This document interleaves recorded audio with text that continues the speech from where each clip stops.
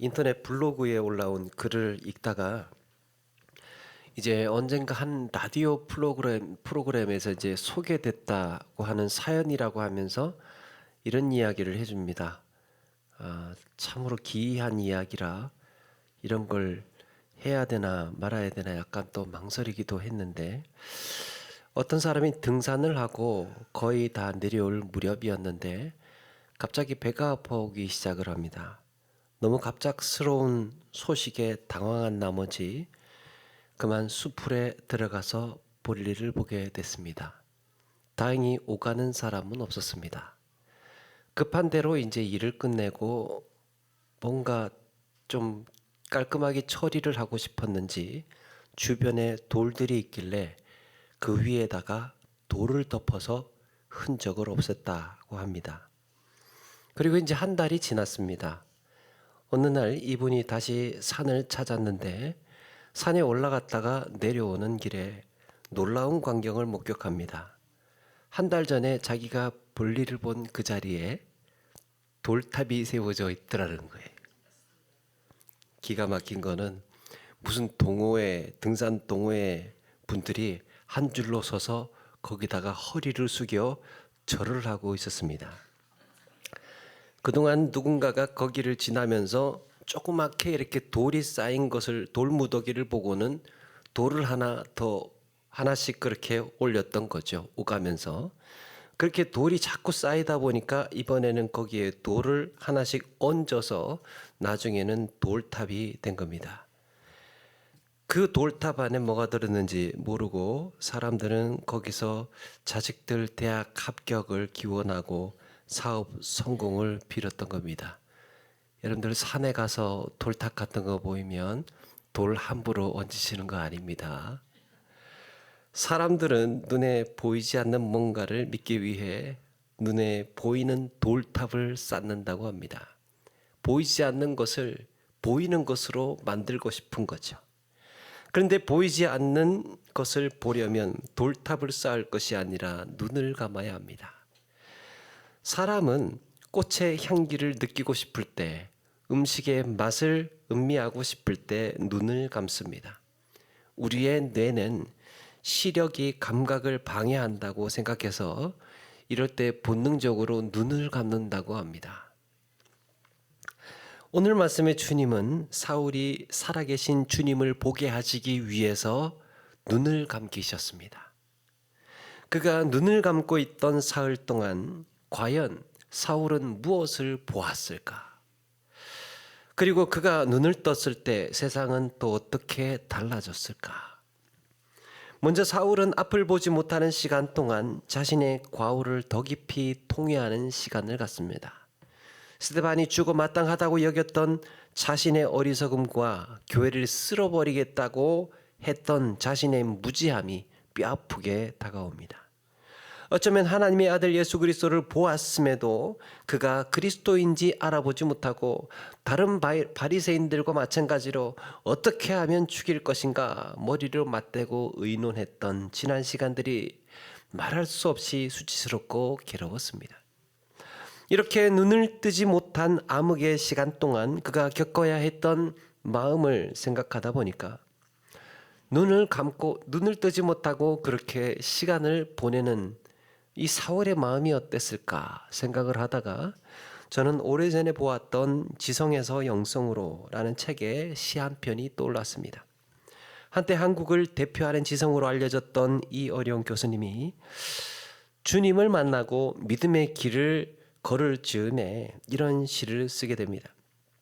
그 중에 일부만 소개해드리겠습니다. 어둠의 벼랑 끝에서 내 당신을 부르면 기척도 없이 다가서시며 네가 거기 있었느냐 물으시는 목소리가 들립니다. 달빛처럼 내민 당신의 손은 왜 그렇게도 야위셨습니까? 못자국의 아픔이 아직도 남으셨나이까? 도마에게 그렇게 하셨던 것처럼 나도 그 상처를 조금 만져볼 수 있게 하소서. 그리고 혹시 내 눈물이 그 위에 떨어질지라도 용서하소서. 그냥 당신의 야윈 손을 잡고 내 몇 방울의 차가운 눈물을 뿌리게 하소서. 부활의 주님 앞에 엎드린 사울은 어떤 변명도 어떤 핑계도 댈 수가 없었습니다. 자신의 고집과 미련한 자부심, 그 모든 민낯이 드러나 버린 이 마당에 그저 한없이 괴로울 뿐이었습니다. 그동안 두 눈 부릅뜨고 의기양양하게 고개 들고 살았던 날들이 한없이 한심해 옵니다.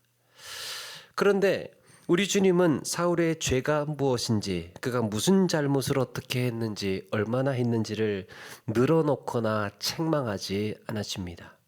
오히려 나는 너를 기다렸다고, 그리고 너에 대한 놀라운 계획을 갖고 있다고, 함께 가자고 하시는 거죠. 사울은 인생에 다시 없을 수치와 아픔을 느꼈으나 한편으로 그에게 다시 태어나는 놀라운 기쁨이기도 했습니다. 언젠가 이 어령님이 이렇게 말합니다. 변고를 통해 건강을 발견하는 것처럼 우리는 변고를 통해 하나님을 만난다. 하늘이 무너질 것 같은 시련, 벼랑 끝에 선 절망은 분명 우리에게 불행한 일이지만 놀랍게도 그 시련 속에 나를 일으키시고 건지시는 하나님을 보게 됩니다. 사랑하는 여러분, 벼랑 끝에 섰다고 생각이 들 때, 삶의 벽에 부딪혔을 때 우리 주님은 더 가까이 계시는 줄로 믿습니다. 그리고 사울이 앞을 보지 못하는 그 시간 동안 그는 무엇을 보았을까? 오늘 말씀 16절에 보니까 그가 내 이름을 위하여 얼마나 고난을 받아야 할 것을 내가 그에게 보이리라. 사울이 눈을 감고 있을 때에 사울이 앞으로 어떤 고난을 얼마나 받아야 할 것인지를 하나님께서 그에게 보여주셨다는 겁니다. 우리 주님은 사울의 앞날이 어떻게 펼쳐질지를 보이셨습니다. 그것은 주님께서 오래전부터 기다려 오신 일이라는 것을 의미합니다. 준비해 놓으셨다는 거죠. 사울은 이제 교회를 핍박하는 자가 아니라 주님의 교회를 위해 핍박과 고난을 받게 될 사람이었습니다. 어떻게 보면 사울이 그동안 교회를 많이 핍박하고 다녔으니까 그에 대한 징계로 이제는 주님께서 그에게 고난의 길을 예비하신 게 아닌가, 이런 생각이 들지 모르겠습니다. 물론 이후에 그가 고백했던 것처럼 엄청난 고난의 길을 걷습니다. 고린도후서 11장 23절 이하에 보니까 우리가 잘 아는 말씀, 내가 수고를 넘치도록 하고 옥에 갇히기도 하고 더 매도 수없이 맞고 여러 번 죽을 뻔하였으니 돌로 맞고 3번 파선하고 일주일에 깊은 바다에 지냈으며 여러 번 여행과 강의 위험, 강도의 위험, 동족의 위험 등등 해서 수고하고 애쓰고 줄이며 목마르고 여러 번 굶고 춥고 헐벗었노라. 수없이 고통스러운 날들을, 고난의 날들을 지냈습니다. 그는 주님께서 보여주신 삶 그대로를 살았습니다. 그런데 여러분, 이런 고난의 시간들을 소개하던 끝에 사울이 이런 고난의 시간들을 소개하다가 이 모든 것들을 다 고사하고 그의 마음을 무겁게 했던 것이 있는데, 그게 바로 모든 교회를 위하여 염려하는 것이다 그랬습니다. 그 염려가 어떤 것인가? 누가 약하면 내가 약하지 아니하며 누가 실족하게 되면 내가 애타지 아니하더냐. 교회에 대한 염려가 성도에 대한 염려예요. 교인들 걱정하는 것. 누군가 아프면 내가 지금까지 같이 아파했고, 누군가가 시험에 들거나 무너지면 그 곁에서 함께 애를 태웠던 날들을 너희가 기억하지 못하느냐. 이것은 주님께서 사울이 고난을 받아 마땅해서 고난의 길을 가게 하신 것이 아니라 놀라운 은혜의 결과였습니다. 저는 사울이 이렇게 회개하고 돌이키는 과정에서요, 사울에게 아주 특별한 은혜를 주셨다고 생각합니다. 사울에게는 특별한 은사가 있습니다. 그게 공감할 수 있는 사랑의 은사예요. 사랑의 은사. 같이 아파하는 거예요. 같이 눈물 흘리고 마치 내일인 양 같이 기뻐할 수 있는 은혜. 그래서 주님을 사랑하면 사랑할수록 우리 주님을 사랑하면 사랑할수록 그리스도의 고난은 더 생생하게 피부로 다가왔던 거예요. 정말 사랑하는 사람이 아프면 무슨 마음이 드십니까? 정말 사랑하는 사람이 아프면 내가 좀 대신 아팠으면 하는 생각이 들지요. 사랑이 주는 신비는 사랑하는 사람이 아플 때 나도 같이 아프다는 거예요. 신비입니다. 사랑은 마음을 같아지게 합니다. 같은 마음을 품게 해요. 하나의 마음을 품게 해줍니다. 그래서 이쪽이 아프면 나도 아프고 이쪽이 슬프면 나도 슬픈. 그래서 너희 안에 이 마음을 품으라 곧 그리스도 예수의 마음이니 라고 했습니다. 따라서 사울이 그리스도의 고난에 동참했던 것, 함께 아파할 수 있었던 것은 그에게는 놀라운 영광이고 은혜였습니다. 사울은 얼마든지 고난의 길을 비켜갈 수 있었습니다. 좀 덜 힘들게 살 수도 있었을 거예요. 누가 강제로 그렇게 살라고 그 길을 가라고 등 떠밀지 않았습니다. 그러나 그는 주님을 사랑하는 뜨거운 마음에 기꺼이 그리스도의 고난에 동참하는 은혜를 누렸습니다. 힘들어도 기쁜 거예요. 같이 울어도 좋은 거예요.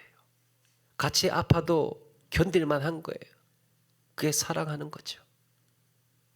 그렇게 부활하신 주님과의 만남은 그에게 다른 세상을 살게 합니다. 예수 믿는 자들과 같은 하늘 아래 살 수 없다고 했던 그가 이제는 예수 그리스도가 내 생명의 근원이 되어서 살아갑니다. 당시 다메섹에는 30개 정도의 회당이 있었던 것으로 알려져 있습니다. 사울은 그곳을 돌면서 예수가 그리스도고 하나님의 아들이라는 복음을 전합니다. 박해자 사울이 온다는 소문에 좀 뒤숭숭했는데 단 며칠 사이에 이 사울은 복음 전하는 자로 돌변을 해서 이 다메섹은 그렇게 다시 발칵 뒤집혀집니다. 다른 사람도 아니고 사울이었기 때문에. 오늘 말씀에 이렇게 저렇게 살던 사울이, 저렇게 예수 믿는 사람 잡아다가 옥에 넣었던 사울이 이렇게 복음을 전할 수 있나, 이런 때로는 비판, 때로는 당혹스러운 이런 이야기를 들으면서도 오늘 말씀 22절에 보니까요, 힘을 더 얻어 그리스도를 예수라 증언했다고 합니다. 힘을 더 얻었대요. 좀 궁금했습니다. 그가 더 힘을 얻을 수 있었던 이유가 뭘까? 신앙생활을 하면서, 사역을 하면서, 봉사를 하고 섬기면서 그가 더 힘을 얻을 수 있었던 에너지는 어디서 나오는 걸까? 물론 다른 성도들과 제자들과 마찬가지로 세례를 받고 회개하고 세례를 받았을 때 성령이 충만해졌을 것이고, 또 성경 전문가 아닙니까? 구약의 말씀이 그리스도로 정확하게 성취되었다는 것을 누구보다 빨리 깨달았을 겁니다. 그런데 우리가 신앙생활을 더 힘있게, 더 기쁘게, 더 은혜롭게 할 수 있는 이유를 오늘 말씀에서 발견하게 되는데요. 그 바로 앞절에 보니까 21절에 보니까 예수를 그리스도라고 증언하는 사울을 보고 듣는 사람이 다 놀라 그랬습니다. 이유가 무엇입니까? 그가 예루살렘에서 예수의 이름을 부르던 자들을 모조리 멸하려 했던 자였기 때문입니다. 다메섹에 온 것도 그 때문이죠. 어떤 사람이라고요? 예수의 이름을 부르던 자들을 모조리 멸하려 했던 자. 그런데 지금은 오히려 자기가 예수를 그리스도라고 증언하고 있습니다. 이게 무슨 말입니까? 극과 극을 달리는 거예요. 가장 잔인하게 박해하던 자가 가장 선봉에 서서 그리스도의 복음을 전하고 있는, 이 말은 그가 받은 죄사함의 은혜가 그만큼 크다는 것입니다. 그만큼 못나고 그만큼 나쁘게 살던 사람이 이렇게 뜨거운 열정으로 복음을 전하고 있다는 겁니다. 여러분, 신앙생활에서 어떤 분이 더 헌신하고 충성하기 쉬울까? 어떤 분이 충성하기 쉽겠습니까? 신앙생활 오래 한 사람, 꼭 그렇지만은 않습니다. 죄사함의 은혜가 클수록 더 힘있게 일합니다. 죄사함의 은혜가 클수록. 누가복음 7장 41절 이하에 예수님께서 이런 비유를 하십니다. 빚 주는 사람에게 빚진 자가 둘이 있는데 하나는 500데나리온을 줬고 하나는 50데나리온을 줬는데 갚을 것이 없으므로 둘 다 탕감하여 주었으니 둘 중 누가 그를 더 사랑하겠느냐? 시몬이 대답합니다. 내 생각에는 많이 탕감받은 자이니이다. 이러므로 이르시되 내 판단이 옳다 그랬습니다.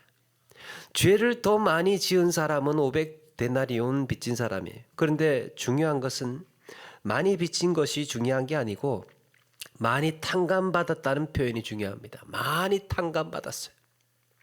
이 말은 죄의 크기가 문제가 아니라 죄사함의 크기가 중요하다는 겁니다.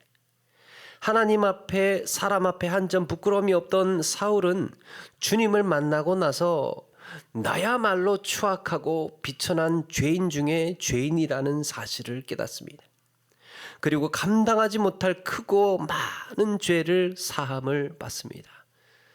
내가 많이 용서받았던, 내가 크게 용서받았다는 사실을 인지하고 인정하고 이 살아가는 사람이 죄사함의 은혜가 큰 거예요.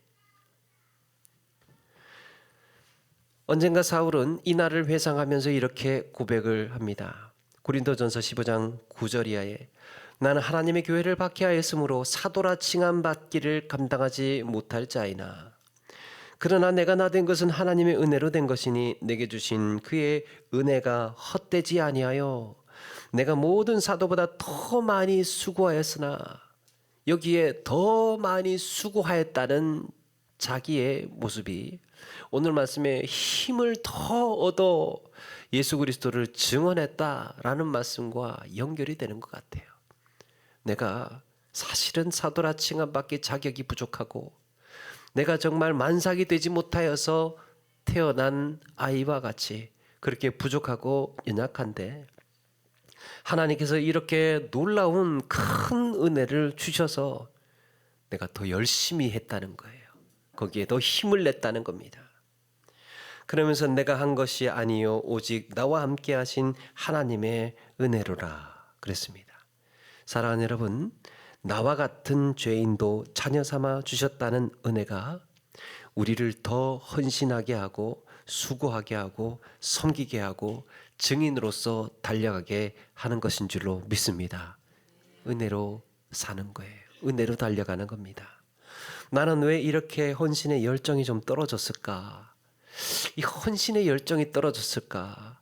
왜 전도와 봉사의 섬김에 기쁨을 누리지를 못할까? 그게 은혜 때문이라는 겁니다. 은혜가 떨어졌어요. 은혜가 떨어졌다는 말은 무엇입니까? 하나님 앞에 그만큼 오픈을 하지 않고 자기의 내면과 하나님과의 교통이 떨어져 있는, 그러니까 하나님과의 관계의 문제. 내 안에 메마른 열정, 힘이 빠진 믿음의 길을 걷고 계시다면 풍성한 은혜로 다시 일어나시는 우리 모두가 되시기를 바랍니다. 그가 더 힘을 얻어서 수고할 수 있었던 또 한 가지의 이유가 있습니다. 더 힘을 얻을 수 있었던 또 한 가지의 이유가 아나니아와의 만남이었습니다. 주님의 제자 아나니아가 자신을 찾는다는 말을 들었을 때요, 예수님의 제자 아나니아가 왔다고 하는 말을 들었을 때 이 안못 보는 사울의 마음이 어땠을까? 사울이 지금 다메섹에 예수 믿는 자들 잡으러 온 거잖아요. 그런데 아나니아가 들어왔어요. 눈을 뜨지 못하는 자신의 모습을 본 그가 자기에게 조롱과 비난을 퍼붓는다고 해도 할 말이 없었습니다. 처음에 아나니아 역시 교회를 박해하는 사울에게 안수한다는 것이 썩 내키지 않았던 것 같아요. 웬만하면 억지로 후딱 그냥 해치워 버리고 싶지 않았을까? 광야에서 이스라엘 백성들이 물이 없을 때 그들은 모세와 하나님을 원망하면서 난동을 부립니다. 하나님은 그런 그들에게 물을 허락하셨고 모세는 이제 반석에서 물을 내야 했습니다. 그런데 어떻습니까? 모세는 반석에서 물을 내는 일이 하나님께서 공급하시는 것임에도 불구하고 신실하게 수행하지를 못합니다. 잔뜩 화가 나서 짜증스럽게 반석을 내리칩니다. 사람들 다 보는 앞에서 짝대기 부러질 정도로 사정없이 두드렸던 거죠. 야따 실컷 먹어라 하는 거죠. 아나니아는 어떻게 사울을 받아들일 수가 있었을까? 아나니아는 모세처럼 그렇게 불경스럽게 주의 명령을 수행하지 않았습니다.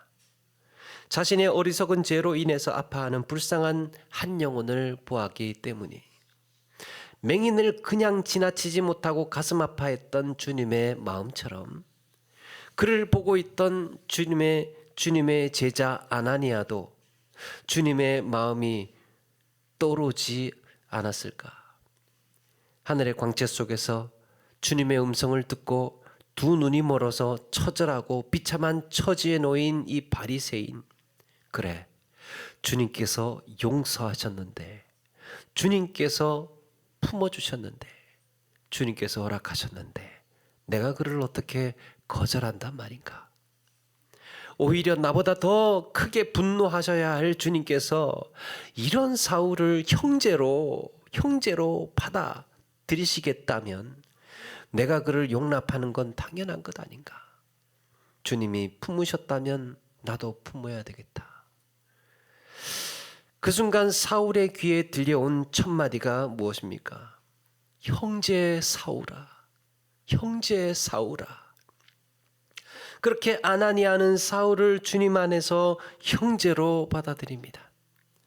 다메섹에 주님의 제자들을 잡으러 갔던 사울은 이제 그들과 한 친구가 되고 그들과 한 형제가 됐습니다. 박해자였고 핍박자였던 나를, 그야말로 원수 같았던 나를 용납하고 한 형제로 받아준 거예요. 그것이 그에게는 더 큰 감사였고 더 큰 기쁨이었습니다. 사실은 친구가 될 수 없었거든요. 형제가 그들과 형제가 된다는 것은 생각할 수도 없었거든요. 그런데 아나니아는 주님의 이름으로 주 안에서 그를 품어주었던 거예요. 야, 이런 나를 받아주다니, 이런 나를 형제라고 생각해 주다니, 그럼 내가 더 힘을 내야 되겠다, 그랬던 겁니다. 여러분, 우리가 주의 일에 봉사하고 섬기는 일에 있어서 정말 꼭 필요한 것이 있다면요, 그리스도 안에서, 주 안에서라는 형제의식이에요. 그리스도 안에서, 주 안에서라는, 주님 안에서라면 모든 관계가 해결이 돼야 됩니다. 그리스도 안에서라면 이해 못할 일이 없어야 됩니다. 그리스도 안에서라면 모든 불평과 경계가 떠나가고 그 안에서는 정말 평안이 있어야 됩니다. 그리스도 안에서. 신약 성경에 그리스도 안에서, 주 안에서라는 표현이 자주 등장을 하는데요. 주 안에서, 그리스도 안에서. 그런데요, 이렇게 그리스도 안에서라는 표현 중에서 유독 성도들끼리의 관계가 아름다워야 할 경우에 자주 나타납니다. 성도들 사이에 관계가 아름다워야 될 경우에. 대표적인 예가 빌레몬서예요. 빌레몬서에 빌레몬 있죠. 그 빌레몬의 노예였던 오네시모가 빌레몬에게, 주인에게 이제 금전적인 손해를 끼치고 도망을 쳐버렸습니다. 그런데 바울이 그런 도망갔던 오네시모를 감옥에서 만나요.